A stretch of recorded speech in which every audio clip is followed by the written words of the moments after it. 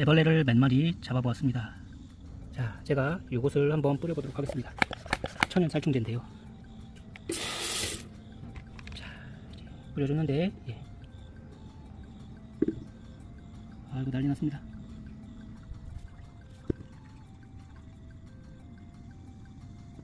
(1분이) 채 되지 않았습니다. 고통스러워하더니 움직임이 없고 다 죽었습니다. 효과를 높이시려면은 이렇게 하셔야지 죽지 않는 벌레도 잘 죽이실 수가 있습니다. 안녕하세요, 순비제 제주 농부입니다. 오늘은 배추밭입니다. 좀 늦은 지금 해가 지려고 하는데요. 이 방제를 지금 시간대에 해주시는 게 정말 좋습니다. 보통 방제를 하시고 나서 벌레가 안 죽는다는 말씀을 많이 하시는데요. 자, 오늘은 정말 도움이 될 꿀팁을 알려드리도록 하겠습니다. 벌레가 죽지 않은 이유, 그리고 요즘에 꼭 하셔야 될 방제, 그리고 약효를 정말 극대화시킬 수 있는 방법, 제가 실험을 여러 가지를 해봤는데 확실하게 이것만큼 정말 좋은 방법이 없겠더라고요. 그리고 비용도 줄이실 수가 있고요. 또한 효과도 바로 나타납니다. 몇 시간 뒤에 죽는 게 아니고요, 바로 죽어요. 그래서 오늘은 요 꿀팁을 알려드리고 그다음에 배추의 방제를 해보도록 하겠습니다. 배추 그리고 무를 심었어요. 배추는 지금 이제 정식을 한 지 17일 정도 되었고요. 무 같은 경우에는 지금 5일 정도 된 것 같습니다. 무는 제가 솎아주기 하고, 그다음 배추, 그다음에 무는 1차 추비를 줬고, 그다음에 물을 충분히 줬어요. 다행히 지금 어제까지 비가 충분히 와줘서 배추가 이렇게 보시는 것 같이 많이 자랐습니다. 그리고 요즘같이 지금 굉장히 더워요. 더위가 지속되는데 이렇게 더위가 지속될 때는 정말 벌레들이 많습니다. 조금만 더 있으면 온도가 내려가겠지만 그때까지는 꾸준히 방제를 해주시고 하셔야지 피해를 막으실 수가 있습니다. 요즘같이 무더운 날에는 이제 이 나방류들, 특히 애벌레, 청벌레들이 정말 활동을 많이 해요. 그런 벌레들을 이제 고온성 해충들이라고 하는데, 온도가 아무래도 떨어지면은 대파에 발생할 수 있는 대파벌레, 굴파리도 있고요. 배추에 발생할 수 있는 청벌레, 그 다음에 여러 가지 그 거세미 나방류, 그 다음에 순나방, 여러 가지 나방이 참 많습니다. 그런 것들 온도가 좀 내려가기 전까지는 굉장히 많이 발생하거든요.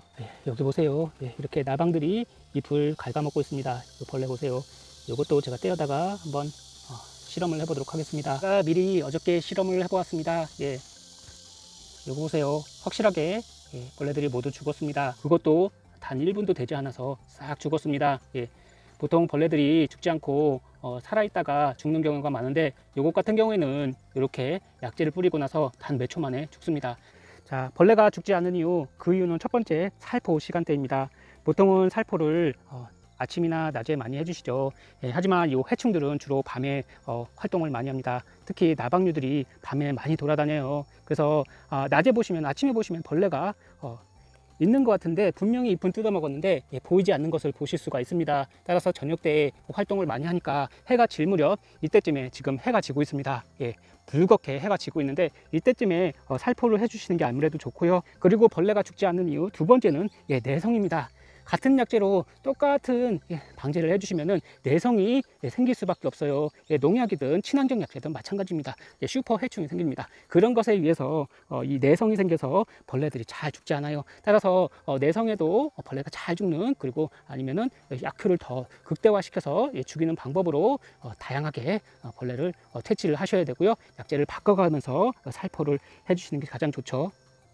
그리고 세 번째는 약효입니다. 약효가 떨어지는 거죠. 만약에 약재를 살포를 하실 때, 이런 고삼 추출물, 작살나 이런 걸 하실 때 칼슘제를 같이 하시는 분들이 계십니다. 칼슘제를 하시면은 약해가 발생할 수도 있고요. 그 다음에 칼슘제를 같이 하시면은 약효가 떨어집니다. 살균제도 마찬가지예요. 약효가 떨어져요.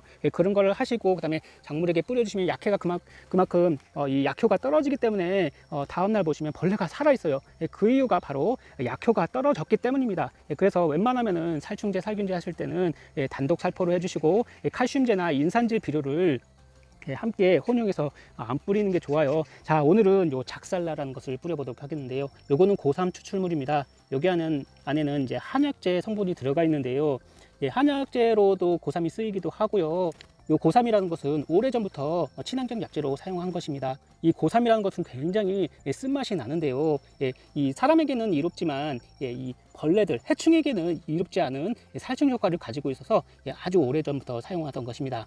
그 다음에 전착제를 꼭 넣어 주셔야 되고요. 그 다음에 약효를 더 효과적으로 하기 위해서는 바로 주정, 바로 소주를 넣어 주셔야 됩니다. 아무래도 그냥 뿌리시면은 여기에 물방울이 맺히는데 전착제를 넣어주시면은 확산이 되고 침투가 되기 때문에, 그리고 해충에게까지 몸에까지 침투가 되기 때문에 꼭 전착제를 써주시고요. 전착제를 써주시면서 요 주정, 소주를 꼭 넣어주세요. 소주는 집에서 남은 것을 써주시면 되고요. 만약에 소주가 없고 좀 비용을 절감하시겠다 하시는 분들은 이 주정을 한번 써보세요. 주정이라는 것은 에탄올이거든요. 99%에서 95%짜리를 쓰시면 되고, 인터넷에 보시면은 그렇게 비싸지 않습니다. 공업용 에탄올을 쓰지 마시고 이 식물성으로 만들어진 에탄올을 사용해 보세요. 비용도 아주 저렴합니다. 이거 한 500배로 사용하시면 되고, 한 말에 40ml 정도만 사용하시면 됩니다. 요거는 제가 주정을 컵에다 담아 놓은 것이에요. 이렇게 보시면은 컵에 이렇게 침투가 되었죠. 보통 컵은 이렇게 물이 흐르지 않는데, 얘는 보시면은 이 주정이 이 사이사이로 지금 흘러 나오고 있습니다. 그만큼 얘를 작물에게나 아니면은 해충에게 뿌리게 되면은 이게 침투가 되고 확산이 되고 하는 거기 때문에, 사람도 술을 먹게 되면은 이 소주가 주정으로 만들어져 있어요. 주정을 이 친환경 약재나 농약이나 혼용을 해주시면은 그만큼 효과를 극대화하실 수가 있고, 더 잘 흡수가 되게 침투가 되게 하는 그런 도움을 주는 역할을 합니다. 따라서 모든 작물에게 방제를 하실 때, 농약을 사용하실 때나 친환경 약을 사용하실 때, 살균제를 사용하실 때 주정을 500배로 첨가를 해주시면 효과를 더 높이실 수가 있어요. 확실하게 한번 해보세요. 진짜 효과 좋습니다. 그리고 집에서 드시던 소주가 남았다 하시는 분들은 버리시지 마시고 이것을 방제하실 때 함께 첨가해서 뿌려보세요. 그럼 효과가 정말 좋습니다. 자, 오늘은 고삼과 그 다음에 여기엔 전착제, 그리고 주정, 에탄올을 넣어서 작물에게 방제를 해보도록 하겠습니다. 좀 늦었어요. 늦은 오후인데 지금 시간대가 가장 벌레들이 많고 활동할 시기라서 지금 시간대에 뿌려주시는 게 가장 좋다고 생각합니다. 이거는 착살라 고3입니다. 고3 고농도 추출물인데요. 이거는 1000배로 사용하고요. 보통은 약효가 떨어져서 뭐 500배로 사용하지만 이 주정만 넣어주시면은 효과가 극대화됩니다. 이 주정 넣어주시고, 꼭 한약재 냄새가 나요. 이거 고삼을 이렇게 따라 보면은 냄새가 한약재 비슷하게 나고, 약을 뿌릴 때 약재가 이제 약재를 좀 마시게 되는데 굉장히 쓴맛이 납니다. 1박 2일에서 복불복으로 몇 차례 사용했다는 고3입니다. 그 다음에 여기다가는 요 주정을 500배로 넣어주도록 하겠습니다. 요거는 주정을 제가 소분해 놓은 것이에요. 이 주정을 500배만 넣어주시면은 효과가 극대화됩니다. 주정 넣어주시고, 여기다가는 이제 요 전착제를 꼭 넣어주세요. 전착제를 넣어주셔야지 이게 착 달라붙거든요. 그래서 약효가 더 좋아집니다.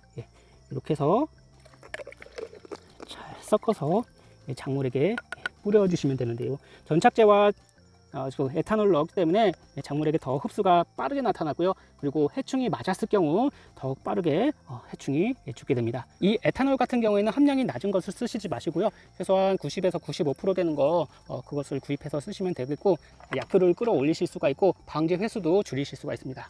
자, 이것을 방제기에 넣고 뿌려보도록 하겠는데요.